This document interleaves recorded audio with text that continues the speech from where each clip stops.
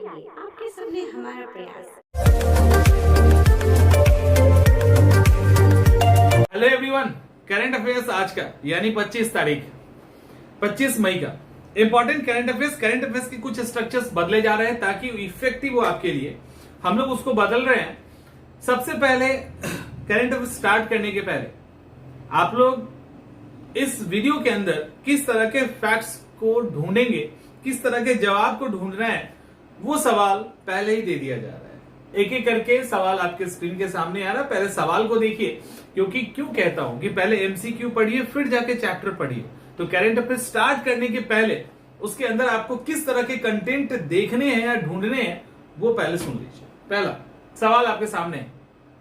सवाल है, आजम खां के मामले में एक नया मामला आया है, मतलब उसमें एक नई समस्या आई है और किस केस में तत्काल सदस्यता समाप्त करने का निर्णय सुप्रीम कोर्ट ने लिया था, ये एक सवाल है। सेंगोल, जिसको राजदंड भी कहा जाता है, जवाहरलाल नेहरू ने किस जनता से प्राप्त किया था। सऊदी अरब 5 साल के बाद किस देश के साथ डिप्लोमेटिक रिलेशन स्थापित करने जा रहा है। इंग्लिश हिंदी दोनों में आपके सामने सवाल है। किस देश ने अमेरिका के माइक्रोन टेक्नोलॉजी पे प्रतिबंध लगा दिया है। खेलो इंडिया यूनिवर्सिटी गेम का शुभंकर कौन है, और भी इससे रिलेटेड सवाल।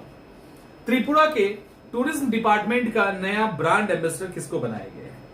वंदे भारत जो ट्रेन है अब स्लीपर कोच आने वाला है, मैक्सिमम कितने स्पीड को झेल सकता है। हाल ही में किस देश ने भारत पर उसके मदद के बदले मुआवजा मांगे जाने का आरोप लगाया है, और किसे ब्रिटिश शाही सम्मान कैंपेनियन ऑफ ऑनर का पुरस्कार दिया गया है। ये है आपके सामने कंटेंट, ठीक है। ये सारे सवाल के जवाब आपको इसमें ढूंढने हैं। एक एक करके हम लोग डिस्कस स्टार्ट करते हैं। आजम खां का बड़ा ही पेचीदा मामला एक आ गया। अब मामला कहां फंसा, अभी राहुल गांधी पे भी वही चीजें चल रही है। मामला फंसा ये कि समाजवादी पार्टी से बिलोंग करने वाले जो पूर्व विधायक थे आजम खां, उनके ऊपर हेट स्पीच देने के कारण उनकी सदस्यता चली गई। और अभी क्या हुआ, उसी पे केस चल रहा था। ये 3 साल पहले की कहानी है। रामपुर के एमपी एमएलए सेशन कोर्ट ने इसको खारिज कर दिया कि वो आरोप जो था वो गलत था। अब चूंकि और हुआ क्या मामला, अब आरोप गलत था तो उनको उसकी सदस्यता मिल जाती, सिंपल सी बात थी। लेकिन मामला कहां फंस गया, मामला वहां फंस गया कि उसके जगह नया कैंडिडेट चुना जा चुका है। ठीक है, सीट खाली था, बाई इलेक्शन हुआ और वो कैंडिडेट चुने गए, और उस कैंडिडेट का नाम है आकाश सक्सेना। बीजेपी की तरफ से वो चुन लिए गए। अब मामला फंस क्या गया कि अब इनका जो मेंबरशिप जाने का आधार था वो कोर्ट ने रद्द कर दिया। अब रद्द कर दिया, इट मींस कि इनको अब फिर से क्या होना चाहिए, फिर से इनको मेंबरशिप मिलने चाहिए। लेकिन उसकी जगह पे एक नया मेंबर चुन के आ गया है। अब उसको हटाए कहां, कैसे हटाए, ये मामला पहली बार भारत के सामने आया है। इलाहाबाद हाई कोर्ट के रिटायर्ड जस्टिस रंगनाथ पांडे का भी कहना है कि यदि किसी के साथ, आजम खां या किसी के साथ ऐसा होता है तो, और वो रद्द मतलब वो गलत हुआ, इसका मतलब ये है कि उनको सदस्यता तो मिलनी चाहिए ऑब्वियसली। अब वो सफर क्यों करेंगे। लेकिन दूसरी तरफ कोई अगर इलेक्टेड होके आया है, उसकी मेंबरशिप भी कैसे जाएगी। ये मामला फंस गया। तो इनका भी ये कहना है कि सुप्रीम कोर्ट को अब इस पे वर्डिक्ट देनी चाहिए। लेकिन यहां पे लिली थॉमस का एक मामला है, ठीक है, यहां लिली थॉमस का एक मामला है। लिली थॉमस के मामले में सुप्रीम कोर्ट ने क्या कहा था, क्योंकि अभी क्या है, और अभी 2 चीज यहां फंस रहा है। एक तो लिली थॉमस का मामला है। उस लिली थॉमस के मामले में सुप्रीम कोर्ट ने कहा था कि मतलब जैसे ही अयोग्यता वाला डिसीजन आएगा उसी समय से उनकी मेंबरशिप चली जाएगी। पहले क्या था, अपील करने का अधिकार था। लेकिन 10 जुलाई 2013 को लिली थॉमस के मामले में यह वर्डिक्ट आ गया कि जैसे ही ये डिसीजन होगा उसी समय मेंबरशिप चली जाएगी। चला गया तो ये मामला फंस गया है। राहुल गांधी के केस में भी ये चीजें चल रही है, ठीक है। ये आपका पहला फैक्ट हुआ। इसको लेकर अब कुछ भी क्लियर नहीं है। इसको लेकर बार बार जो अभी जो डिबेट चल रहा है उसमें ये चल रहा है कि इसको लेकर जो भी जनप्रतिनिधि कानून है उसके अंदर बदलाव होना चाहिए, और अपील करने के समय तक या एक सुप्रीम कोर्ट में फाइनल अपील होने तक मेंबरशिप नहीं जानी चाहिए, ऐसी बात यहां पे की गई है। लेकिन बेहतर ये होता ना कि फास्ट ट्रैक कोर्ट बना देते, ये ज्यादा आसान है। तो खैर अभी का सिचुएशन कुछ ऐसा है जहां पे ये मामला फंस गया है। दूसरा टॉपिक जो इंपॉर्टेंट है, एक वर्ड वो आपके सामने आ रहा है, वो है सेंगोल। सेंगोल एक राज दंड होता है, ऐसे करके पकड़ते ना, पहले राजा वाजा पकड़ते थे ना, लंबा सा होता था, उसके ऊपर हुड लगा होता था।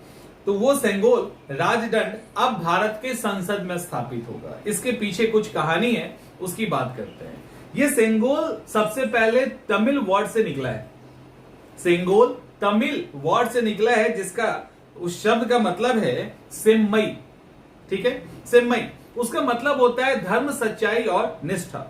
ये कहानी वहां की है कि हुआ ये कि जब भारत आजाद होने वाला था, उस समय जब आजाद होने वाला था, माउंटबेटन ने पंडित जवाहरलाल नेहरू से कहा कि भाई साहब क्या है, मतलब आप तो जब आजादी होगी तो ऑर्गेनाइजेशन कुछ ना कुछ ऑर्गेनाइज करेंगे ना आप, तो उसका क्या है, हम तो अपने तरफ से एक लेटर दे रहे हैं आपको, उससे ज्यादा कुछ दे नहीं रहे हैं, तो आप क्या करोगे। तो इसको लेकर जवाहरलाल नेहरू ने क्या किया, जवाहरलाल नेहरू ने राजा जी राजगोपालाचारी से बात की, और जब उनसे बात किया उन्होंने, तो फिर एक सेंगोल बनवाया गया उसके, समझ में आ रहा है, एक सेंगोल राजा जी ने बनवाया। और ये जो सेंगोल था वो 14 अगस्त 1947 को 10:45 के आसपास पंडित जवाहरलाल नेहरू ने तमिलनाडु के जनता से लिया था। बाद में इसको इलाहाबाद के म्यूजियम में रख दिया गया। अभी अमित शाह ने कहा है ये एक ऐसा मतलब राजदंड है, इसका सबसे बेहतर जगह संसद है। इस राजदंड को जो आप देख रहे हो अभी, इसके ऊपर नंदी का स्ट्रक्चर बना हुआ है, ठीक है। और ये चोला डायनेस्टी में बेसिकली चलता था, और चोला डायनेस्टी के राजा इसी को उत्तराधिकारियों, जो भी उत्तराधिकारी आते थे उसको ये दे देते थे कि अब तुमको ईमानदारी से सत्यनिष्ठा के साथ काम करना है। तो ये सारा फैक्ट है। अब इसके अंदर थोड़े छोटे से और भी फैक्ट्स हैं। तो अभी राजगोपाला राजा जी वाली बात अभी हो गई। राजा जी ने उस समय क्या किया था कि तमिलनाडु के थिरुवदुथुराई ऐसे करके एक धार्मिक मठ है, वहां से संपर्क किया। इस मठ को अधिनम मठ भी कहते हैं। ये जो अधिनम मठ से जुड़ा हुआ ये ऑर्गेनाइजेशन भगवान शिव से रिलेटेड है, इसीलिए उस दंडी पे आप देखेंगे नंदी की तस्वीर है। और एक और इमेज आपके सामने आ रहा होगा। इस दंड को बनाने वाला कौन था, तो इसको बनाने वाले थे बुम्मीदी परिवार के लोग, बुम्मीदी परिवार के लोग जो ये सेंगोल को बनवाए हैं, ठीक है, क्लियर। सेंगोल को बनाने वाले बुम्मीदी परिवार के 2 मेंबर आज भी जिंदा हैं। उनमें से एक का नाम है बुम्मीदी एथी राजुलु, 96 के हैं। दूसरे हैं बुम्मीदी सुधाकर, 88 साल के हैं, ये आज भी जिंदा है। तो इसको चोल राजवंश से रिलेट किया जाता है, उन्हीं का आर्किटेक्चर कहीं ना कहीं यूज किया गया है। और इसको अब पार्लियामेंट में रखा जाएगा, वो भी कहां, जहां पे स्पीकर बैठेंगे उसके पास में इसको स्थापित किया जाएगा। तो ये इंपॉर्टेंट फैक्ट है। सऊदी अरब ने कनाडा के साथ अपने रिलेशन को फिर से रीएस्टेब्लिश कर लिया है, रीस्टोर कर लिया है। कनाडा और सऊदी अरब का राजनीतिक संबंध फिर से स्थापित हो गया है। 2022 में ही नवंबर में एक मीटिंग हुई थी एशिया पैसिफिक इकोनॉमिक कॉर्पोरेशन की। एशिया पैसिफिक इकोनॉमिक कॉर्पोरेशन की मीटिंग जो हुई थी, उसमें सऊदी अरब के राजा प्रिंस मोहम्मद बिन सलमान और कनाडा के प्रधानमंत्री जस्टिन ट्रूडो के बीच में बातचीत हुई। और दोनों ने कहा कि चलो पैचअप करते हैं, बहुत पुराना मामला है, छोड़ते हैं। और ये मामला 2018 का है, 2018 का है, जब ओटावा में अधिकारियों द्वारा सऊदी अरब के लोगों पे, सऊदी अरब के जो वहां कार्यकर्ता थे उन लोगों पे मानवाधिकार का मामला, कैद करने का मामला, ये सब था, जिसके कारण काफी ज्यादा हंगामा हुआ था और डिप्लोमेटिक रिलेशन समाप्त कर दिया गया था। तो वो दोबारा से ठीक हो गया, ठीक है। एक और चीन का आक्रामक रुख, मतलब चीन एक ऐसा देश है ना, छोड़ता नहीं है किसी को। लेकिन बहुत अच्छी कहावत भी चीन के बारे में आज पता चली है, वो भी बताएंगे। चीन ने क्या किया, अभी पश्चिम देशों ने जो G7 की मीटिंग हिरोशिमा में हुई है ना, तो चीन के खिलाफ उन्होंने एक प्लान तैयार किया है जिसको डी रिस्किंग कहते हैं, ठीक है। चीन ने क्या किया, चीन मतलब ये लोग क्या किए, G7 कंट्री ने क्या किया, डी रिस्किंग का मतलब होता है जोखिम घटाना। इन्होंने क्या किया, इन्होंने ये प्लान किया कि हम चीन के साथ जो हाई लेवल की टेक्नोलॉजी है उसके साथ चीन से सहयोग नहीं करेंगे। एक्सपोर्ट इंपोर्ट के लेवल पर भी रिसर्च तो होता ही नहीं है साथ में। तो हम इन्होंने क्या क्या कहा, डी रिस्किंग यानी जोखिम घटाने की रणनीति की घोषणा कर दी और इन्होंने कहा कि हम चीन के साथ हाई टेक्नोलॉजी के मामले में कोई भी सहयोग नहीं करेंगे, बाकी सेक्टर पे हम व्यापार करेंगे। समझो इस बात को, ये इंपॉर्टेंट है यूपीएससी के लिए खास करके। डी रिस्किंग की बात कर रहे हैं, G7 हिरोशिमा बैठक, उसमें पश्चिमी कंट्री ने ये डिसाइड किया कि जोखिम घटाने वाला यानी हाई टेक्नोलॉजी वाला किसी भी तरह का संपर्क चाइना के साथ नहीं होगा, बाकी सब कुछ स्मूथली चलता रहेगा। चाइना शांत होने वाला था, चाइना ने अटैक कर दिया। चाइना ने उसके बाद क्या किया कि अमेरिका की माइक्रोन कंपनी जो खास करके चिप डिजाइन करती है, उस माइक्रोन कंपनी पर को उन्होंने चाइना में बैन कर दिया। ठीक है, मतलब अभी आ चुका है, अभी तक ऑफिशियली तो नहीं, बट वो चीजें आ चुकी है। चीन ने फैसला ले लिया, जल्दी इंप्लीमेंट होगा। तो उन्होंने क्या कहा, क्योंकि उनका जो अपना साइबर रिव्यू ऑफिस है ना, उन्होंने कहा कि माइक्रोन के जो प्रोडक्ट हैं चीन के नेटवर्क सुरक्षा के लिए खतरा है, साइबर चोरी का खतरा चीन पर उससे बनता है, तो कुछ ना कुछ तो ग्राउंड लगाएंगे, डायरेक्ट तो बैन नहीं कर सकते। तो माइक्रोन टेक्नोलॉजी पे बैन लगाने की बात की। ठीक है, अब इसके बाद क्या हुआ, अब मामला फंस गया है। देखिए, माइक्रोन टेक्नोलॉजी चिप बनाने की दुनिया में नंबर 1 है एक तरह से। उसके बाद सैमसंग, जो दक्षिण कोरिया की सैमसंग है, और इसके हाइनिक्स कंपनी, यही दोनों अभी इस माइक्रोन को टक्कर दे रहा है। तो दक्षिण कोरिया का अभी स्टैंड क्लियर नहीं हुआ है, बट शायद ये भी, क्योंकि चाइना के साथ विवाद रहता है, अमेरिका का साथ देते हुए कदम पीछे खींचे। लेकिन दक्षिण कोरिया ने क्लियर ये कहा है कि ये हमारा डिसीजन नहीं होगा, सैमसंग और जो हाइनिक्स है वो अपना देखिए कि उसको क्या करना है। अब यहाँ पे एक और चीज है, देखिए चाइना ने मतलब चाइना का क्या आरोप है कि जनवरी 2022 में ही अमेरिकी सरकार ने चीन के साथ संबंध तोड़ने की शुरुआत कर दी थी। ठीक है, कर दी थी।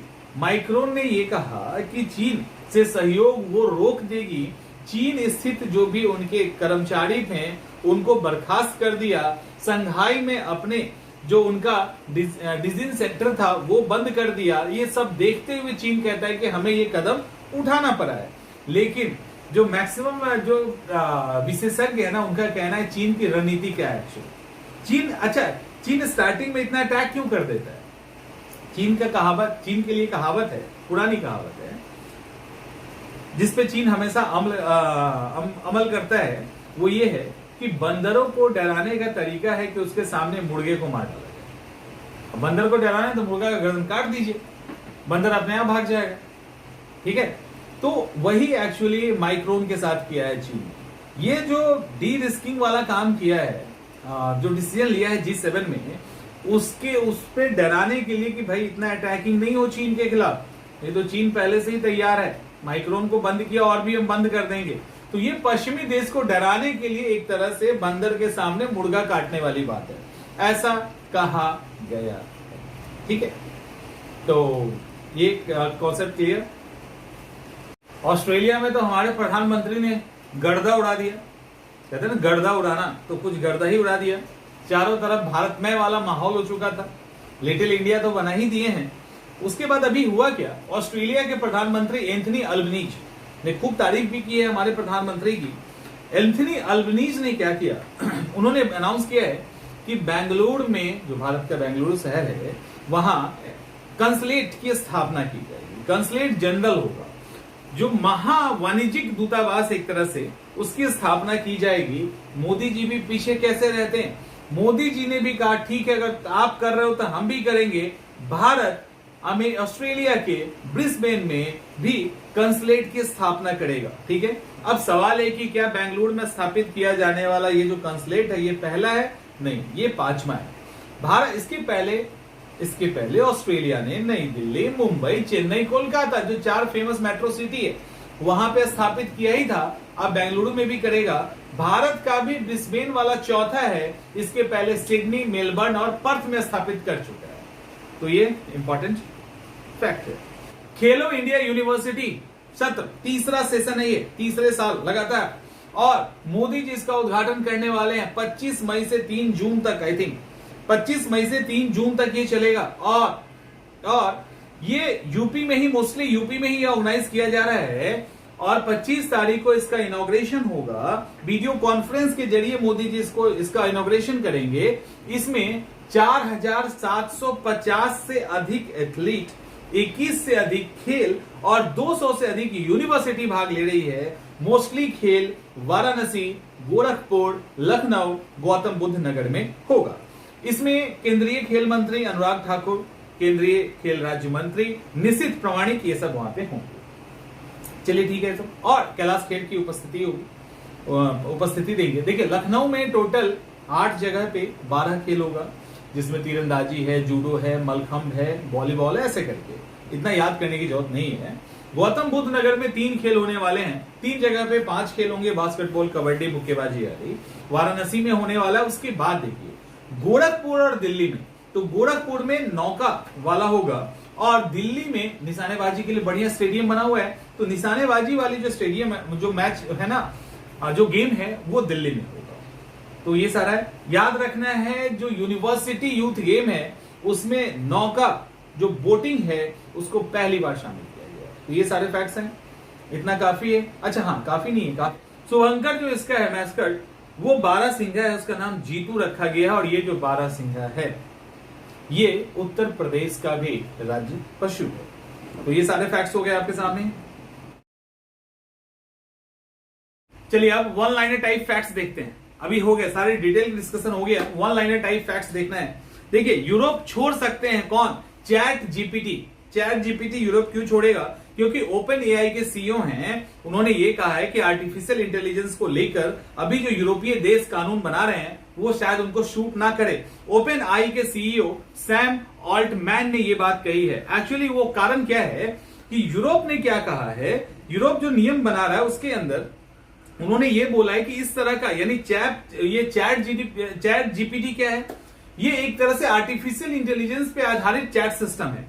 इन्होंने कहा कि कोई भी इस तरह की चीजें अगर आप डेवलप करेंगे, अब उसमें जो भी चीजें आप कॉपीराइट करवा रहे हो, जो तकनीक कॉपीराइट करवा रहे हो, इसको आपको पब्लिश करना होगा।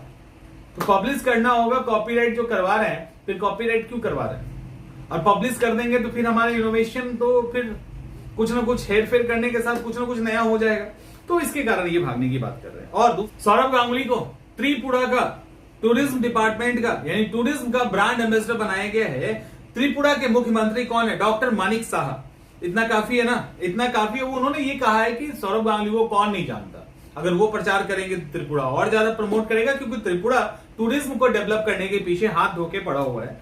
तो त्रिपुरा और काफी ज्यादा अपॉर्चुनिटी भी है। वंदे भारत ट्रेन का स्लीपर वर्जन आ रहा है। अभी तक आपने जो देखा होगा वो चेयर वर्जन था, अब स्लीपर वर्जन आ रहा है। 500 किलोमीटर से अधिक की अगर ट्रेवल है तो वहां पे स्लीपर कोच लगाए जाएंगे। जो स्लीपर कोच तैयार किया जा रहा है उसको मैक्सिमम स्पीड झेलने की क्षमता 220 किलोमीटर पर आवर की होगी, लेकिन 200 किलोमीटर की स्पीड पे ही वो चलेगी। अभी तक मैक्सिमम वही है, लेकिन 220 किलोमीटर को झेल सकता है। टोटल 400 ट्रेन का जत्था तैयार करना है, लेकिन अगस्त 2023 तक, अगस्त 2023 तक 75 वंदे भारत दोहरा देनी है, ऐसा टारगेट है। इसके साथ साथ अभी एक जितने भी फैक्ट्री है ना, सब ने काम शुरू कर दिया है। एल्युमिनियम पे बना हुआ कोच होगा और कोशिश ये है कि 8 दिन में कम से कम 2 इस तरह का पूरा रैक तैयार हो जाए। ठीक है, 2 गाड़ी के उत्पादन का टारगेट, यानी टोटल वंदे भारत का 2 ट्रेन तैयार हो जाए 8 दिनों के अंदर, ऐसा टारगेट है। दिल्ली से देहरादून के बीच में भी इसको स्टार्ट कर दिया गया है। श्रीलंका ने क्या किया?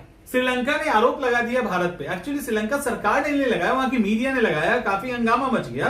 उसने लगाया, उसने ये कहा कि उनके जो दुर्घटना में शिकार हुए जहाज थे उसको खोजने में भारत ने मदद की, और भारत ने मदद करने के बाद मुआवजा मांगा है। मतलब ये बात इतना ज्यादा बढ़ गया कि प्रेस विज्ञप्ति, जो भारत के हाई कमिश्नर हैं उनको प्रेस विज्ञप्ति जारी करनी पड़ी कि भैया हमने कुछ ऐसा नहीं मांगा, हम तो ब्रदरहुड के बात पे काम करते हैं, यानी नेबरहुड फर्स्ट के आधार पे हम काम करते हैं, तो हमने एक भी पैसा नहीं मांगा। ये एक गलत जानकारी है और भारत की जो छवि है वो खराब करने की कोशिश की जा रही है।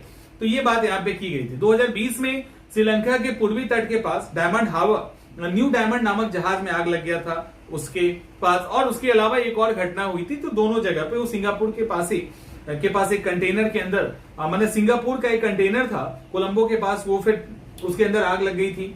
तो 2020-21 की घटना है, तो इसको लेकर ये बात हाइप की जा रही है, जिसको भारत सरकार ने डिनाई किया है। लास्ट फैक्ट सलमान रुश्दी को लेकर। सलमान रुश्दी, आपको पता है कुछ महीने पहले 9 महीने पहले ही लगभग उनके ऊपर बहुत बुरी तरह से न्यूयॉर्क में अटैक किया गया था। एक आंख की रोशनी चली गई उसके कारण, बहुत समय तक वो हॉस्पिटलाइज रहे। अभी सलमान रुश्दी को ब्रिटेन के विंडसर कैसल में शाही सम्मान मिला है। विंडसर कैसल में शाही सम्मान मिला है। प्रिंसेस रॉयल ने उनको सम्मानित किया है, और प्रिंसेस जो रॉयल एनी है वो महाराजा चार्ल्स तृतीय की बहन है। इन्होंने उनको कैंपेनियन ऑफ ऑनर का पुरस्कार दिया। कैंपेनियन ऑफ ऑनर जो प्राइज होता है वो खासकर उन लोगों को दिया जाता है जो आर्ट, साइंस, मेडिकल या सरकार में महत्वपूर्ण योगदान देते हैं। तो बहुत कम ही लोगों को ये मिला है, इसमें इनको भी मिल गया। और अभी कुछ ही दिन पहले, 2-3 दिन पहले का फैक्ट था ना कि American Museum of Natural History 2023 literary gala में शामिल हुए और वहां भी इनको प्राइज मिला। अब पूछा गया रुश्दी साहब से क्या किताब लिख रहे हैं कि नहीं लिख रहे हैं, उन्होंने बोला लिखना शुरू कर दिए हैं, जल्दी ही किताब आ जाएगी। तो ये सारे फैक्ट्स आज के करंट अफेयर्स के हो गए। तो डिटेल एंड शॉर्ट्स दोनों में कर दिया गया।